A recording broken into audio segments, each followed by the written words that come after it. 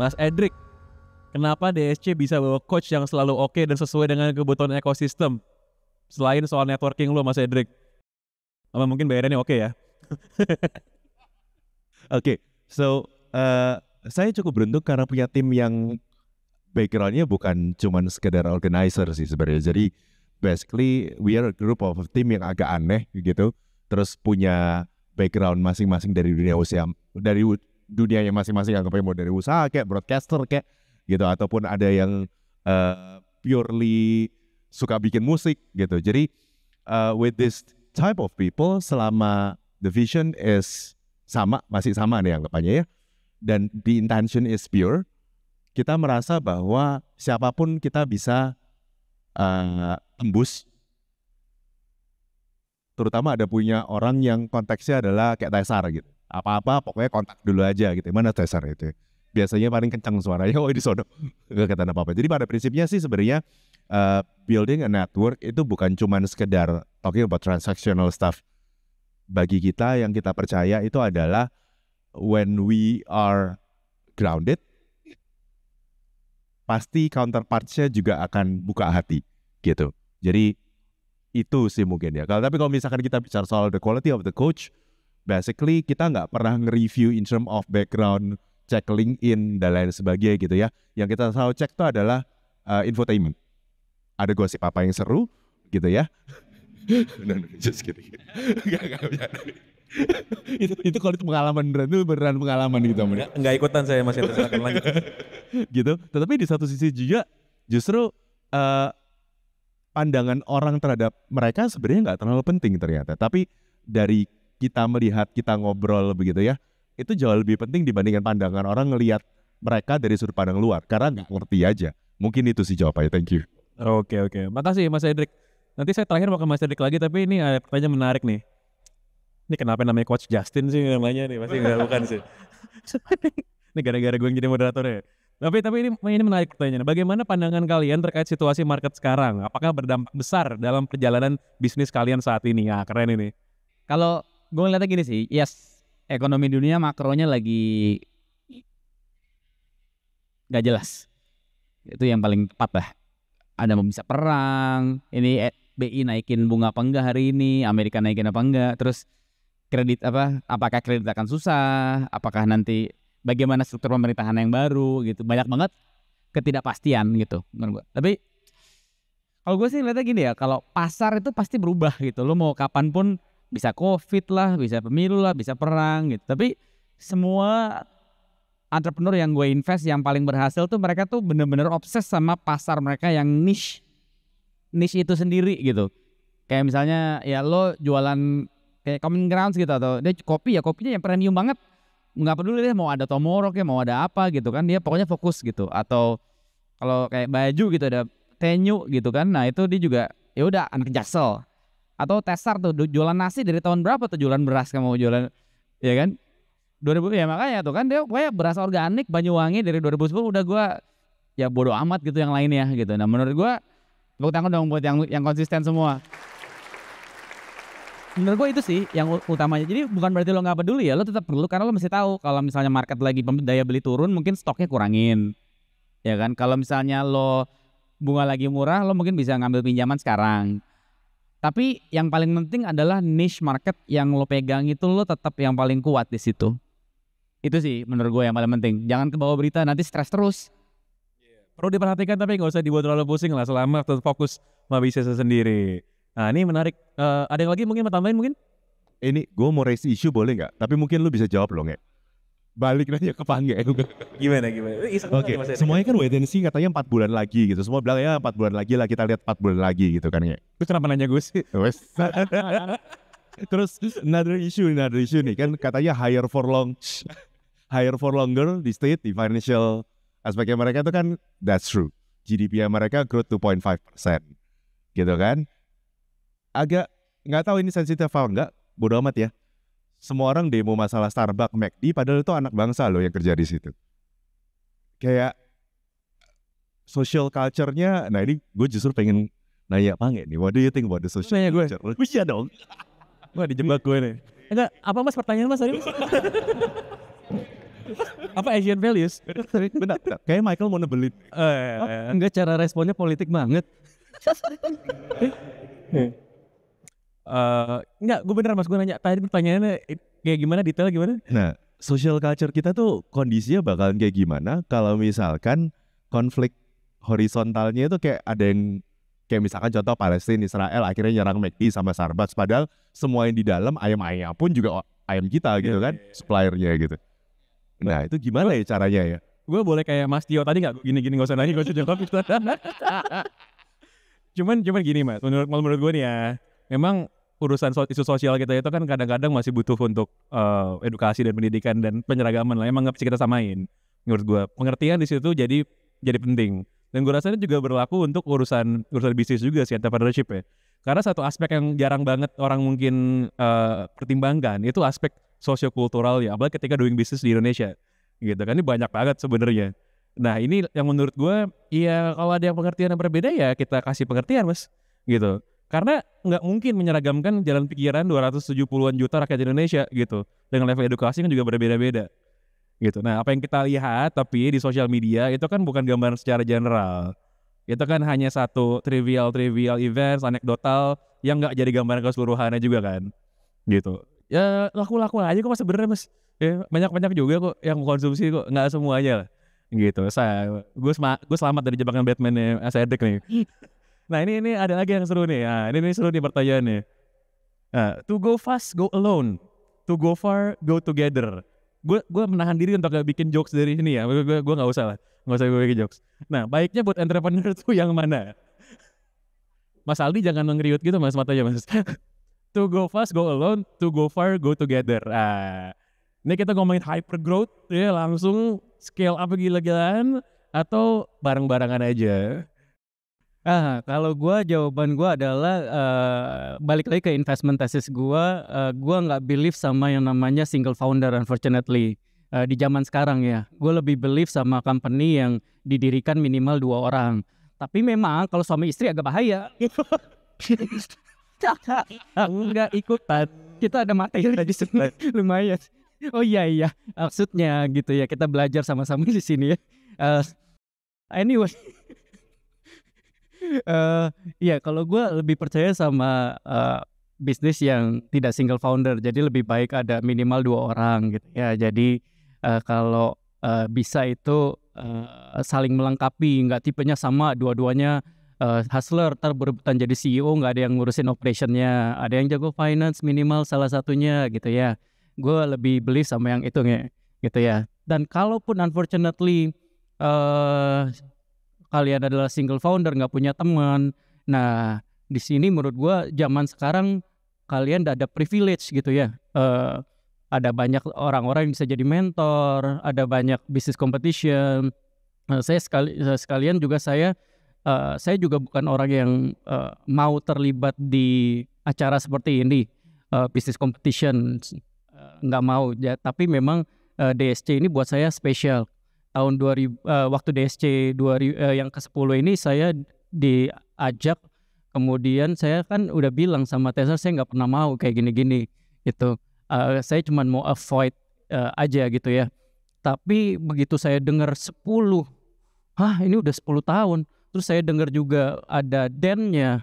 Itu buat saya, wow, kayaknya yang ini nih beda gitu. Jadi saya terlibat, dan menurut saya di dunia apa ya?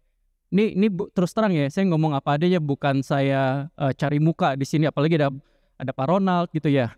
Sahamnya naikin lagi Pak. Average saya 700 Pak. Anyway,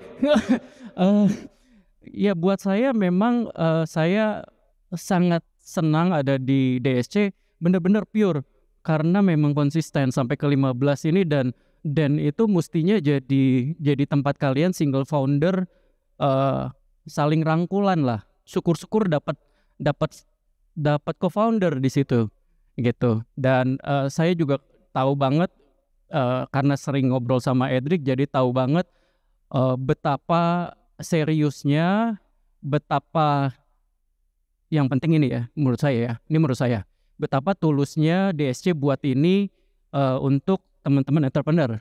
Serius itu sih. Jadi buat gue gue lebih pilih jadi entrepreneur yang tidak sendiri gitu ya, berdua atau ada komunitas, ada support system sehingga kita bisa survive dulu lah.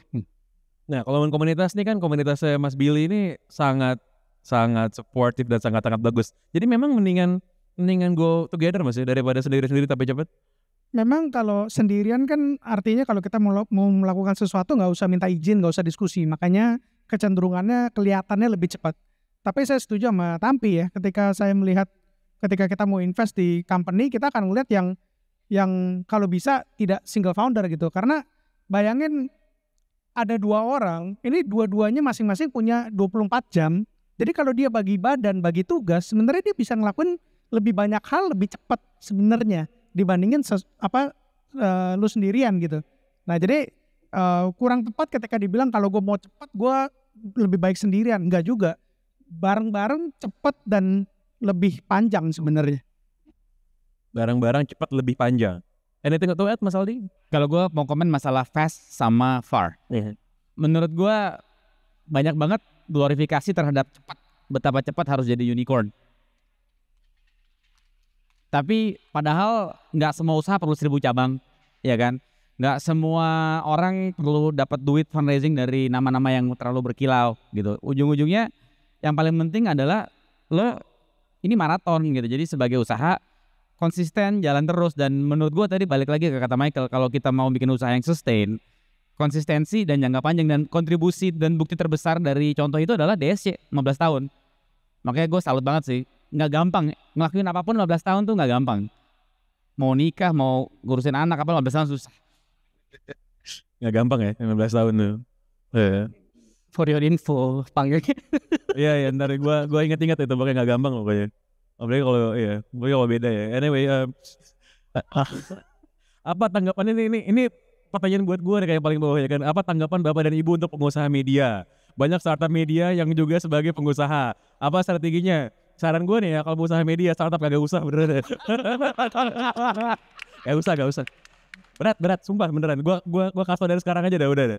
Nah, lo mending MLM obat tuh suplemen tuh kan. Nah, perikanan oke tuh juga tuh kan film oke. Jualan kebab lebih bagus daripada startup media. Iya tuh. Kalau nggak bikin komunitas kayak Mas Billy nggak usah. Berat bro, berat. Lawannya big tech soal udah berat nggak usah. Terus terakhir.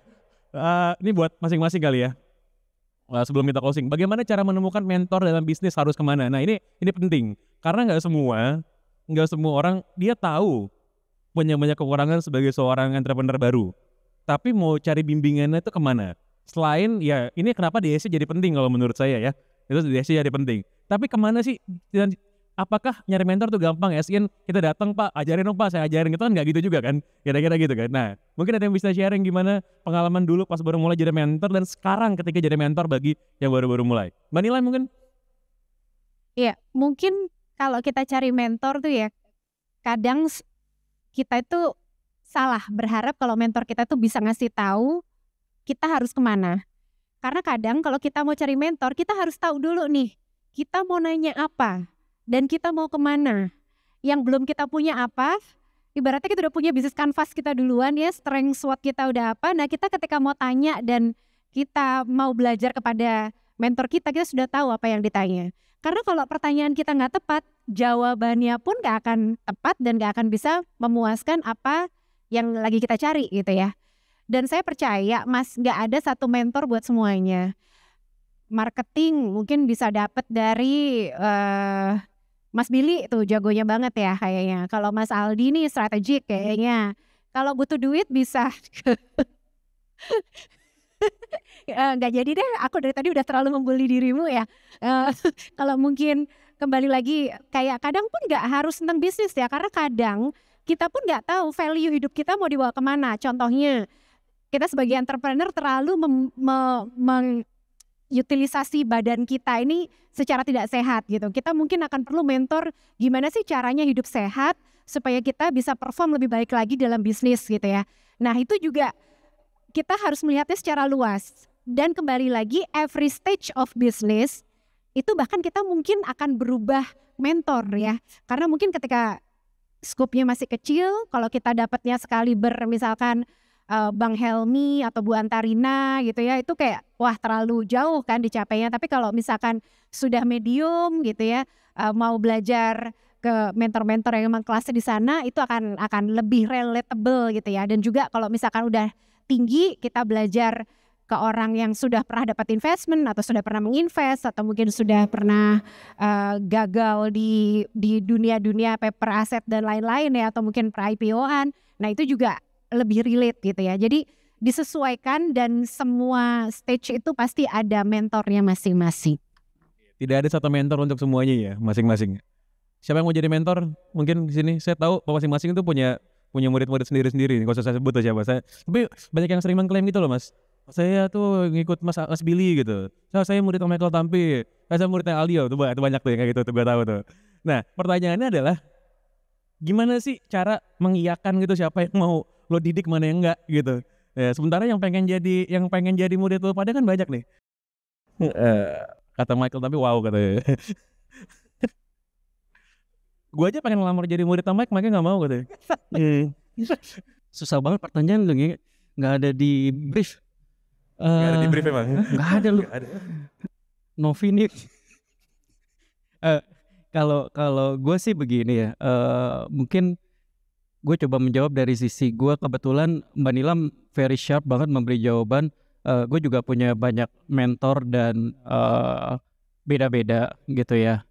Tapi terus terang sebetulnya ya apa ya, kalau gue tuh ngerasa orang yang mau dimentorin itu tuh susah ya, ini intangible. Orang yang mau dimentorin tuh kelihatan gitu ya, dari dia datang tuh memang orangnya tuh emang sincere ya, terus mau belajar. Tapi gue juga suka orang yang berargumen. Gue setuju banget, seringkali mentor sama investor itu lebih sotoy daripada kalian yang punya bisnis. That's real gitu ya. Padahal yang tiap hari ngurusin bisnisnya kan kalian gitu ya, bukan kita. Itu jadi buat gue suka orang-orang yang berani argue gitu ya, punya poin, punya visi. Terus gue suka orang-orang yang gue mentorin itu bentuknya tim, bukan sekali lagi bukan individual gitu ya. Itu gue lebih mementorin yang seperti itu gitu, yang dan yang gue bisa contribute. Itu yang penting juga sih. Kalau gue nggak bisa contribute, buat apa gitu ya. Kalaupun gue nggak bisa contribute, ya gue prefer kayak long time ago dulu kita Brodo yang pertama kali datang ke Kinara, dia belum apa-apa, terus kita tahu kita nggak bisa contribute anything ke dia, and then kita kasih ke teman kita angel investor di Medan dan menjadi investornya sampai sekarang. Apakah kita regret? No, karena buat kita keberhasilannya si orang itu yang jadi parameter itu sih. Kalau gue simple banget sih, semuanya itu biasanya di-refer dari orang yang pernah gue mentor atau tim gue sendiri. Kenapa? Karena gini, gue sendiri dulu gue pengen banget dimentor sama Muhammad Yunus yang menang Nobel Prize dari Grameen. Dia invest ke company gue, tapi dia malah ngirim anak buahnya dia yang mungkin 3 level di bawah dia gitu. Dan ternyata orang ini namanya Abdul Matin itu wah pas banget buat gue jadi mentor karena fasenya pas. Dan karena Muhammad Yunus tuh bangun tim perusahaan yang bagus, value dia tuh turun ke anak buahnya, jadi semua orang di Grameen tuh bisa jadi mentor. Nah jadi kalau gue ngelihatnya, kalau lo nyari mentor yang beken-beken pasti sibuk-sibuk deh. Pasti semua company ini punya tim kan. Karena yang orang yang bagus dan berhasil tuh timnya pasti keren-keren. Nah mereka justru di-underappreciate, dan gue seneng banget kalau tim gue mentoring orang. Terus Mas Aldi, ini ada yang bagus nih kayaknya, mungkin waktunya Mas Aldi mentoring. Nah di refer gitu gue itu lebih gampang, karena menurut gue itu yang paling bisa nentuin adalah orang itu udah siap untuk dimentor apa enggak, kayak kata Mike. Dan mereka juga tahu fasenya kapan. Dan yang terakhir, mereka bukan nyari lo karena ini kan bapak ini beken-beken kan, bukan karena pengen kelihatan keren doang, tapi karena pengen ilmunya. Iya, orang yang kalau mencari mentor emang harus siap untuk dimentorin dulu sih ya, siap untuk menerima hal-hal baru gitu. Nah itu bagaimana open minded orang entrepreneur itu akan menentukan juga nanti seberapa suksesnya langkah dia ke depan. Tepuk tangan untuk 5 narasumber kita. Mas Billy Bun, Michael Tampi, Aldi Hari Pratomo, Mbak Nilam Sari, juga Mas Edric. Boleh dipersilakan kembali ke tempat duduknya, kecuali Mas Edric. Ya. Thank you. Thank you bro.